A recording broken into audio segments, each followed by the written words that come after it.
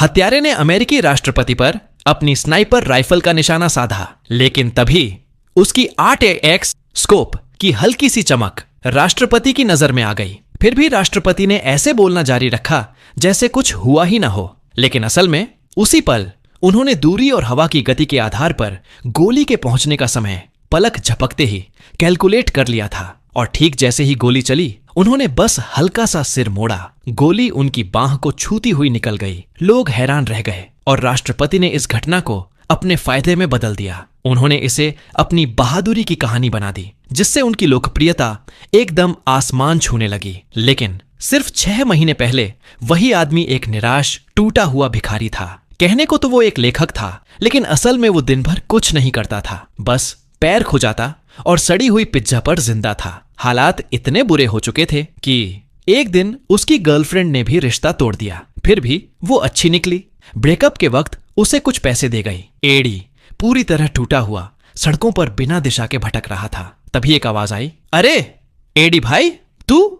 वो मुड़ा और देखा उसकी एक्स का भाई खड़ा था। पहले जो एक निकम्मा बेफिक्र आवारा था, अब वह काफी बदल चुका था। कपड़े अच्छे, चाल में कॉन्फिडेंस, सब कुछ। उसने एडी को देखकर सहानुभूति जताई और कहा, चल एक ड्रिंक हो जाए। शराब के गिलास के बीचों बीच उसने अपनी जिंदगी की सक्सेस स्टोरी सुनानी शुरू की और फिर अपनी जेब से एक छोटी सी गोली निकाली।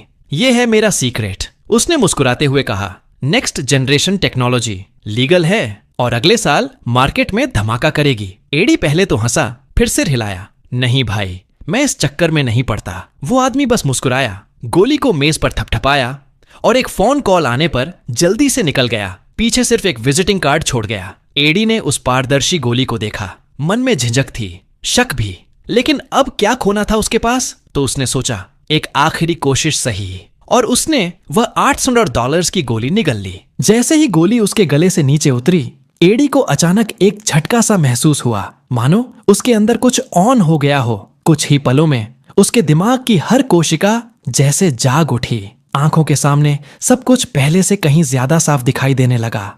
तभी उसका मकान मालिक किराया मांगने आया। चेहरे पर वही घृणा, वही तिरस्कार। लेकिन उस वक्त एडी ने अनजाने में उसकी किताब पर नजर डाल ली और बस एक झलक में ही वो मकान मालिक की सारी परेशानियां समझ गया। उसे याद आया वो किताब उसने 15 साल पहले किसी पागलपन भरे दौर में पढ़ी थी और अब उसे उसका हर शब्द, हर पंक्ति याद थी। अब उसका दिमाग किसी स्टोरेज कार्ड की तरह काम कर रहा था, जहां से वो जब चाहे जो चाहे निकाल सकता था। उसने मकान मालिक को उस लेखक की जिंदगी की पूरी कहानी सुना दी और कानून की परीक्षा पर ऐसी गहरी बात कही कि मकान मालिक दंग रह गया। वो इतना खुश हुआ कि उसी रात दोनों ने साथ बैठकर निबंध में सुधार किया और देर रात तक बातें करते रहे। घर लौटकर भी एडी के अंदर जोश कम नहीं हुआ था। उसने पूरा कमरा चमका दिया, लेकिन उसका ओवर एक्टिव दिमाग अब भी चल रहा था। वो रुक नहीं पा रहा था। अनगिनत आइडियाज उसके दिमाग में फूट रहे थे और उसे लिखने की एक अजीब सी दीवानगी महसूस हुई। उसकी उंगलियां कीबोर्ड पर इतनी तेज चल रही थीं कि जैसे धुंधली परछाई सी बन गई हो। और उसी रात उसने एक पूरा नाटक लिख डाला। लेकिन अगली सुबह सब खत्म। वो फिर से वही पुराना एडी था, थका हुआ, निराश, खाली। पिछली रात की बातें उसे अब बस किसी सपने जैसी लग रही थीं। लेकिन सौभाग्य से उसका लिखा हुआ काम बच गया था, तो उसने तुरंत उसे प्रकाशक के संपादक को भेज दिया। संपादक जानता था कि एडी का स्तर कुछ खास नहीं है, फिर भी उसकी जिद देखकर उसने पांडुलिपि पढ़ने की ठानी। एडी अभी घर पहुंचा ही था कि उसका फोन बज उठा। संपादक का मैसेज था, एडी, ये तुमने लिखा है? ये अद्भुत है। उसने कुछ ही पंक्तियां पढ़ी थीं और वह एडी की प्रतिभा से पूरी तरह स्तब्ध था। उसने न सिर्फ भारी भरकम रॉयल्टी का वादा किया, बल्कि उसकी किताब के अधिकार खरीदने के लिए लाखों डॉलर की पेशकश कर दी। एडी खुशी से लगभग पागल हो गया। उसे अब समझ आया वो गोली कितनी शक्तिशाली थी। रातों रात अमीर बनने की तुलना में वो $800 की गोली अब तो सस्ती लग रही थी। इसलिए बिना वक्त गंवाए वह उस विजिटिंग कार्ड पर लिखे पते पर पहुंचा, सीधे अपने साले साहब के पास। लेकिन इस बार वो आदमी पहले जैसा नहीं था। चेहरे पर चोट के निशान, आंखों में डर और आवाज में झिझक। एडी ने पूछा, क्या हुआ? गोली के बारे में बताओ। वो मुस्कुराया, लेकिन नजरें चुरा लीं और बोला, दवा तो दिला दूंगा, लेकिन पहले मेरे सूट को ड्राई क्लीनर से ले आओ। गोली पाने के लिए एडी कुछ भी करने को तैयार था, यहां तक कि गधा बनकर काम करने तक। वो जल्दी से सूट लेकर वापस लौटा, लेकिन जैसे ही दरवाजे के पास पहुंचा उसने देखा दरवाजा थोड़ा खुला हुआ है। अंदर एक अजीब सी खामोशी थी। धीरे धीरे उसने अंदर कदम रखा और सामने का मंजर देखकर उसकी रूह कांप गई। कमरा पूरी तरह उलट पुलट हो चुका था। सिर्फ 10 मिनट में सब खत्म हो गया था। उसके साले साहब मारे जा चुके थे। एडी का दिल जोर जोर से धड़कने लगा। वो घबरा गया और एक कोने में पड़ी हॉकी स्टिक उठाकर छिप गया। कुछ देर चुपचाप सुनने के बाद जब उसे यकीन हो गया कि कोई नहीं है, तब उसने कांपते हाथों से पुलिस को फोन मिलाया। लेकिन तभी एक ख्याल आया, क्या हत्यारे ने दवा के लिए ही तो उसे नहीं मारा? अगर थोड़ी सी भी उम्मीद बची थी तो वो जानता था गोली अभी भी यहीं कहीं होगी। उसने फौरन दस्ताने पहने और तेजी से कमरे की तलाशी शुरू की। हर दराज, हर अलमारी, हर कोना सब खंगाल डाला, लेकिन कुछ नहीं मिला। वो लगभग हार चुका था। तभी उसकी नजर कोने में रखे ओवन पर पड़ी। एही ने झुककर ओवन खोला, हर कोना, हर दरार छान मारी और तभी नीचे के पैनल में कुछ चमकता दिखा। उसने फॉइल का एक पैकेट निकाला जिसमें नकदी, एक पुरानी खाता बही और वो चीज थी जिसका उसे सबसे ज्यादा इंतजार था, गोलियों का पूरा पैकेट। एडी खुशी से लगभग पागल हो गया। उसने गोलियां अपने पास छिपा लीं और तभी पुलिस पहुंच गई। उसे थाने ले जाया गया। पूछताछ हुई मगर सबूत न मिलने पर उसे छोड़ दिया गया। वो गोलियां लेकर घर आया और उन्हें कई ताले लगाकर बंद कर दिया। साले साहब की मौत के बाद जो थोड़ी बहुत विरासत बची थी, उसकी जांच पूरी होते ही एडी ने बिना सोचे एक और गोली निगल ली और बस फिर वही चमत्कार। उसके अंदर फिर वही ऊर्जा भर गई। 3 दिनों में उसने एक और नायाब कृति लिख डाली। 2 दिन में वो ऐसा पियानो बजाने लगा जैसे कोई उस्ताद हो। गोली के असर में एडी ने जुए की मेज पर भी कमाल कर दिया। वो हर दांव जीतने लगा। धीरे धीरे वो जीनियस बनता जा रहा था, यहाँ तक कि लोगों का इलाज तक करने लगा। मोहल्ले के बुजुर्ग उसके पास मुफ्त इलाज कराने आने लगे। अब तो उसके लिए सबसे जोखिम भरा इन्वेस्टमेंट भी बस नंबर्स का खेल रह गया था। एक गोली निगलते ही जानकारी उसकी आंखों के सामने ऐसे तैरने लगती थी जैसे किसी कंप्यूटर स्क्रीन पर डेटा लोड हो रहा हो। और फिर सिर्फ $800,000 की शुरुआती पूंजी से उसने एक दिन में $3,000 कमा लिए। लेकिन वो यहीं नहीं रुका। पैसे बढ़ाने के लिए उसने एक सूदखोर भाई ब्याव से संपर्क किया। एडी ने कहा, 4 दिन में तुम्हारे पैसे डबल कर दूंगा। ब्याव को भले समझ न आया कि ये लड़का कैसे करेगा, पर एक बात वो जानता था, एडी अब कहीं भाग नहीं सकता। एडी ने जैसे ही गोली निकली, उसका दिमाग जैसे एकदम ब्लास्ट कर गया। हर नस में बिजली दौड़ गई और उसका मस्तिष्क अपनी चरम सीमा पर पहुंच गया। वो बिजली की रफ्तार से स्टॉक्स स्कैन करने लगा। हर ग्राफ, हर आंकड़ा उसे तुरंत समझ आने लगा और सिर्फ 1 हफ्ते से भी कम वक्त में उसने $1,900 को बढ़ाकर $2 मिलियन बना दिए। उसकी जिंदगी रातों रात बदल चुकी थी। जब उसकी एक्स गर्लफ्रेंड को इस सफलता के बारे में पता चला तो उसने बिना किसी झिझक के उसे डिनर पर बुला लिया। और एडी, वो पुराना हारा हुआ आदमी नहीं रहा था। ऊर्जा से भरा, आत्मविश्वास से लबालब, कई भाषाओं में निपुण, वो अब एकदम अलग इंसान था। वो वित्तीय दुनिया का नया सितारा बन चुका था। वॉल स्ट्रीट पर अब उसका नाम लिया जाने लगा था। यहां तक कि दुनिया के सबसे बड़े निवेशक कार्ल नाम के एक वित्तीय दिग्गज ने भी उसे लंच के लिए बुलाया। जैसे ही कार्ल सामने बैठा, एडी ने उसे ऊपर से नीचे तक एक नजर में स्कैन कर लिया। सूट, घड़ी, आंखों की थकान, बात करने का ढंग, इन सब से उसने तुरंत समझ लिया कि यह आदमी अंदर से कितना सतर्क और कितना थका हुआ है। जब कार्ल ने मुस्कुराते हुए पूछा, तो बताओ एडी, तुम्हारी सफलता का राज क्या है? एडी ने बिना किसी हिचकिचाहट के जवाब दिया, एक दवा है जो दिमाग को उसकी पूरी क्षमता तक पहुंचाती है। कार्ल हंस पड़ा। उसे लगा एडी मजाक कर रहा है, लेकिन जल्द ही एडी की समझदारी, उसकी फाइनेंशियल इनसाइट्स देखकर वो भी प्रभावित हुए बिना नहीं रह सका। उसने एडी को अपना असिस्टेंट बना लिया और फिर उसे अपनी कंपनी की कई गोपनीय जानकारियां दिखाईं, कई बड़ी कंपनियों के अधिग्रहण की योजनाएं तक। क्या सोचते हो एडी? उसने पूछा। एडी ने बस एक नजर उन रिपोर्ट्स पर डाली और तुरंत उनमें छिपी कमियां पकड़ ली। कार्ल हैरान रह गया। एडी का आत्मविश्वास अब आसमान छू रहा था। वो अब अपने आप को सर्वशक्तिमान महसूस करने लगा था। वो हर दिन नए नए क्षेत्र में जीत दर्ज कर रहा था। वॉल स्ट्रीट का वंडर बॉय, जो अब यह तक सोचने लगा कि क्यों ना राष्ट्रपति पद के लिए ही चुनाव लड़ा जाए। लेकिन किस्मत को कुछ और मंजूर था। धीरे धीरे उस दवा के साइड इफेक्ट सामने आने लगे। पहले हल्का सा चक्कर, फिर नजरें धुंधली और देखते देखते चीजें दोहरी दिखने लगीं। एडी लड़खड़ाने लगा और बेहोश सा होकर मेट्रो स्टेशन की ओर निकल पड़ा। वहां वो कुछ गुंडों से टकरा गया और अगले ही पल उसे घेर लिया गया। पहली बार एडी डर गया, लेकिन तभी उसके दिमाग में फ्लैश हुआ वे सारी फिल्में, सारे फाइट सीन, सारे ब्रूस ली के मूव्स जो उसने कभी देखे थे, एक एक कर उसके दिमाग में जिंदा हो उठे। और अगले ही पल एडी ने उन गुंडों की धुनाई कर दी। संख्या में वे ज्यादा थे, लेकिन एडी का हर मूव बिजली की तरह तेज था। किसी तरह उसने वहां से निकलकर जान बचाई,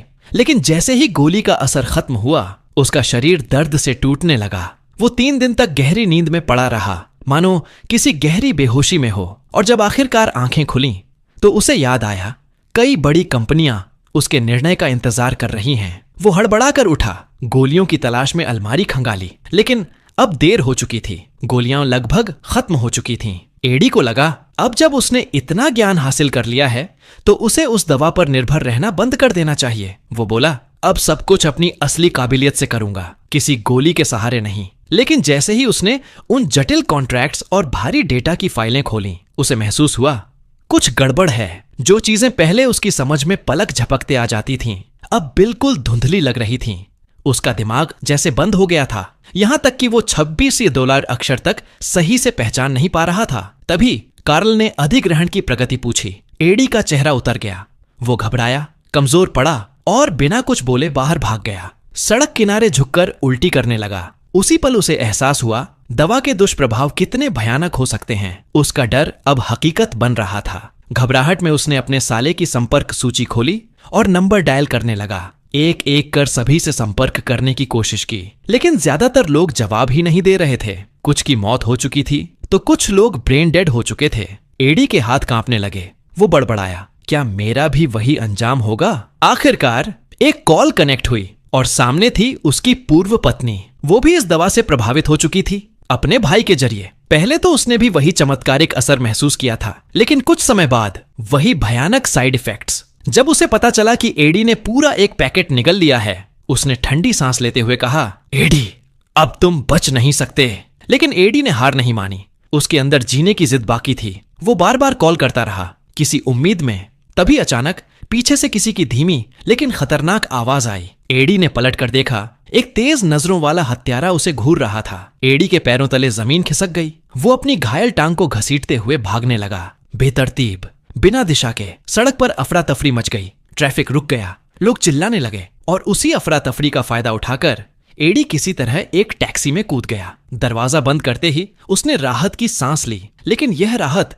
ज्यादा देर टिकने वाली नहीं थी। हत्यारे से निपटने के लिए उसने जेब से वो गोली निकाली। बस निगलने ही वाला था कि तभी पीछे से एक जोरदार झटका लगा। एडी दीवार से जा टकराया और सामने खड़ा था भाई ब्याओ। असल में जब एडी बेहोश था, वो ब्याओ को पैसे लौटाने की तारीख मिस कर चुका था। और ब्याओ कोई साधारण इंसान नहीं था। वो शातिर था, खतरनाक था और जानता था कि एडी अब करोड़ों में खेल रहा है। उसने बेरहमी से कुछ मुक्के मारे। एडी दर्द से तड़प उठा। इसी बीच ब्याओ की नजर उस गोली पर पड़ी जो एडी कसकर पकड़े हुए था। एक ही पल में वो सब समझ गया। उसने गोली छीन ली और एडी के कान में झुककर कहा, अब बोल, पैसे कहाँ छिपाए हैं? एडी के पास अब कोई रास्ता नहीं था। वो टूटा हुआ, थका हुआ, सिर्फ अपनी जान बचाने के लिए धीरे धीरे पैसे निकालने लगा। वो समझ चुका था बाजी अब उसके हाथ से निकल चुकी है। एडी को लगा था अब सब कुछ खत्म हो चुका है, लेकिन जब उसने आंखें खोली तो नीचे वही आदमी उसका इंतजार कर रहा था, भाई ब्याओ। दवा के उस चमत्कारी असर को महसूस करने के बाद भाई ब्याओ भी अब जिंदगी के शिखर पर था। उसकी नजर सिर्फ एक चीज पर थी, ज्यादा गोलियां। और इसके लिए वो एडी के पीछे पड़ गया था, जैसे किसी शिकारी का शिकार। एडी के पास अब बचने का कोई रास्ता नहीं था। ब्लैकमेल से तंग आकर उसने बड़ी रकम खर्च कर 2 ताकतवर बॉडीगार्ड रख लिए। इसके बाद उसने करीब 2 करोड़ रुपए में एक आलीशान हवेली खरीदी, जहां दुनिया का सबसे एडवांस्ड सिक्योरिटी सिस्टम लगाया गया। उसने कस्टम मेड सूट बनवाए और गोलियों को बड़ी चालाकी से उनकी परतों में छिपा दिया। अब एडी फिर से अपने पुराने आत्मविश्वास में लौट आया था। उसने टॉप साइंटिस्ट्स को काम पर रखा जो इस दवा के असर और उसके खतरनाक साइड इफेक्ट्स पर शोध कर रहे थे। धीरे धीरे वो फिर से अपने शिखर पर पहुंच गया। वो सोचने लगा, अगर मैं कार्ल के लिए ये अधिग्रहण पूरा कर लूं तो $2 मिलियन से ज्यादा मेरे खाते में होंगे। लेकिन किस्मत को कुछ और ही मंजूर था। कॉन्ट्रैक्ट साइन करने के दिन विरोधी कंपनी का मालिक अचानक बीमार पड़ गया और उसे आईसीयू में भर्ती कराना पड़ा। अब उसने अपनी जगह अपनी पत्नी को भेजा, जो डील को कुछ दिनों के लिए टालने आई थी। एडी को शक हुआ। उसे लगा ये बस जानबूझकर की गई चाल है। फिर भी उसने शालीनता दिखाते हुए कार्ल के साथ उस महिला को छोड़ने गया, पर तभी उसकी नजर उस महिला के ड्राइवर पर पड़ी और उसका दिल एक पल को थम गया। वो वही आदमी था, वही हत्यारा जो कुछ समय पहले उसका पीछा कर चुका था। एडी को तुरंत सब समझ आ गया। विरोधी मालिक ने भी शायद वही दवा ली थी और उसके साइड इफेक्ट्स की वजह से ही वो आईसीयू में है। हत्यारा अब उसी के आदेश पर गोलियां खोजने के पीछे पड़ा था। अगले दिन सुबह खबर आई कि वो आदमी गंभीर हालत में है। डील जो लगभग पक्की हो चुकी थी अब एक झटके में टूट गई। एडी का दिल धड़कने लगा। उसने खुद को शांत करने के लिए जल्दी से एक गोली निकालनी चाहिए, लेकिन जैसे ही उसने सूट की परत टटोली वो जम गया। गोलियां गायब थीं। वो घबराहट में सूट उतारकर पूरे शरीर की तलाशी लेने लगा, पर कहीं कुछ नहीं मिला। तभी रिसेप्शनिस्ट ने एक पैकेट लाकर दिया। एडी ने जैसे ही उसे खोला, उसकी सांस रुक गई। वो उसके दोनों अंगरक्षकों का आखिरी तोहफा था। दोनों की हत्या हो चुकी थी। एडी का दिमाग सुन्न पड़ गया। वो पागलों की तरह चिल्लाया, कुछ समझ नहीं पा रहा था। अब न गोलियां थीं, न सुरक्षा और न ही भरोसेमंद लोग। कार्ल का गुस्सा भी उस पर टूट पड़ा, लेकिन एडी अब सब छोड़कर भाग चुका था। वो सीधे अपने सेफ हाउस में पहुंचा, जहां वो अपने टूटे हुए दिमाग और बिखरे हुए डर के साथ एक बार फिर जिंदा रहने की कोशिश करने लगा। एडी की मानसिक हालत अब बुरी तरह बिगड़ चुकी थी। दवा की कमी ने उसका दिमाग जैसे धीरे धीरे खा लिया था। वो अब अपने ही डर और भ्रम में डूबता जा रहा था। अचानक दरवाजे की घंटी बजी। एडी का दिल जोर से धड़कने लगा। दरवाजे के उस पार था भाई ब्याओ अपने आदमियों के साथ। वो अब सीधा उसके पीछे आ चुका था। एडी ने सबसे पहले पुलिस को कॉल करने की कोशिश की, लेकिन सेफ हाउस का सिस्टम सभी सिग्नल्स ब्लॉक कर चुका था। अब वो पूरी तरह अकेला था। बस एक ही उम्मीद थी, कहीं तो वो गोली मिल जाए जो उसकी ताकत वापस ला सके। वो पागलों की तरह हर चीज उलट पलट कर ढूंढने लगा, पर तभी भाई ब्याओ ने हमला बोल दिया। वो पहले से पूरी तैयारी में था और उसकी क्रूरता अब किसी जानवर जैसी हो चुकी थी। उसने अपने हथियारों का पूरा सेट बिछाया। हर चाकू, हर औजार को वो ऐसे दिखा रहा था जैसे कोई कलाकार अपनी कलाकारी का गर्व से प्रदर्शन कर रहा हो। लेकिन किस्मत का खेल देखो, इतने दिनों तक सभ्य आदमी बनने की कोशिश में भाई ब्याओ अपनी लड़ाई की कला ही भूल चुका था। वो लापरवाही से एडी के करीब आया और उसी पल एडी ने चाकू उठाया। एक वार सीधा उसके सीने में। खून का फव्वारा फूटा, जमीन लाल हो गई और एडी को अचानक कुछ याद आया। वो पागलों की तरह जमीन पर गिर पड़ा और ब्याओ के बहते हुए खून को चाटने लगा, जैसे उसमें वही दवा का असर मिल जाए जो अब उसकी सबसे बड़ी लत बन चुकी थी। इसी बीच बाकी गुंडे कमरे में घुस आए, लेकिन एडी की नजर अब एक सुई पर टिक चुकी थी। जब एक आंख वाला गुंडा उसकी तरफ बढ़ा, एडी ने झपट्टा मारा और सुई सीधी उसकी बची हुई आंख में घोंप दी। गुंडा तड़प उठा, अंधा होकर इधर उधर गोलियां चलाने लगा। एडी ने मौके का फायदा उठाया। वो अपने विदेशी भाषा ज्ञान से उसे भ्रम में डाल देता है और वो अपने ही साथियों पर गोलियां बरसाने लगता है। एडी ने पास खड़े पियानो को धक्का दिया। वो जोरदार धमाके के साथ गिरा और आखिरी गुंडा भी बेहोश हो गया। जब एडी को होश आया, वो सीधे भाई ब्याओ के ठिकाने पर पहुंचा और वहां उसे वो गोलियां मिल गईं जो उससे चुराई गई थीं। दवा का असर फिर से उसकी रगों में दौड़ गया। कुछ ही महीनों में एडी ने राजनीति की दुनिया में टहलका मचा दिया। वो अब संसद का सदस्य बन चुका था। पैसे, ताकत और चालाकी सब कुछ उसके हाथ में था। उसके एक निशाने से पूरा मार्केट हिल जाता और यहां तक कि कार्ल जैसे लोग भी उसके सामने झुकने पर मजबूर हो गए। लेकिन जब उसने राष्ट्रपति पद के लिए नामांकन किया तो किस्मत ने फिर पलटी मारी। कार्ल ने उसकी कमजोरी पकड़ ली। वो गोलियों का असली स्रोत ढूंढ चुका था। निर्माताओं और वैज्ञानिकों को उसने अपने कब्जे में ले लिया। अब वो एडी को अपने लिए काम करने को मजबूर कर रहा था। एडी ने मुस्कुराते हुए उसकी आंखों में देखा, क्योंकि उसे पता था वो अब पहले वाला आदमी नहीं रहा। उसने अपनी लैब में दवा को पूरी तरह सुधार लिया था। अब वो उस पर निर्भर नहीं था, बल्कि उसे नियंत्रित कर सकता था। उसके पास कार्ल के सारे अपराधों के सबूत भी थे। कार्ल को एहसास हुआ इस बार खेल उसके हाथ से निकल गया है। वो बिना कुछ कहे वहां से चला गया। एडी अब अपने आप को अजेय समझने लगा। वो गर्व से भरा हुआ था और अपनी प्रेमिका को एक शानदार रेस्तरां में बुलाया, जैसे जिंदगी फिर से उसके इशारों पर नाच रही हो। तो दोस्तों, कैसी लगी ये थ्रिलर कहानी? अगर कहानी ने भी तुम्हें सोचने पर मजबूर कर दिया तो वीडियो को लाइक करो, दोस्तों के साथ शेयर करो और चैनल को सब्सक्राइब जरूर करना, क्योंकि ऐसी माइंड ब्लोइंग थ्रिलर स्टोरीज हम हर हफ्ते लेकर आते हैं। देखते रहो, क्योंकि अगली कहानी शायद और भी डरावनी हो सकती है।